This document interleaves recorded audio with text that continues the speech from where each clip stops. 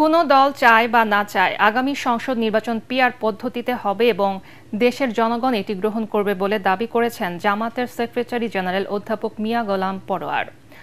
নড়াইলে জেলা জামাতে ইসলামী লিডারশিপ প্রশিক্ষণের উদ্বোধন শেষে সাংবাদিকদের প্রশ্নের জবাবে তিনি কথা বলেন। তার দাবি, নির্বাচন অবাধ ও সুষ্ঠু করতে বিশ্বে যতগুলো পদ্ধতি চালু আছে তার মধ্যে পিআর সবচেয়ে গ্রহণযোগ্য ও নিরপেক্ষ। ৯১টি দেশে পিআর পদ্ধতি চালু রয়েছে বলেও জানান অধ্যাপক মিয়া গোলাম পরোয়ার।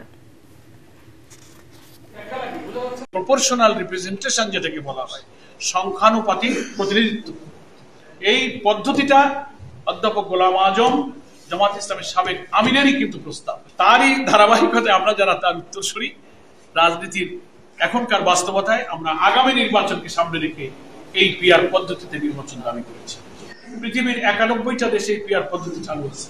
আমরা বলেছি বাংলাদেশের রাজনৈতিক এবং জনমানুষের আর্থসামাজিক অবস্থার উপযোগী করে যে পদ্ধতিটা এখানে অ্যাপ্লিকেবল সেটাই এখানে চালু করতে হবে। কিন্তু এর মূল ধারণা হচ্ছে যে নির্বাচনের প্রার্থী হবে দল, ব্যক্তি নয়।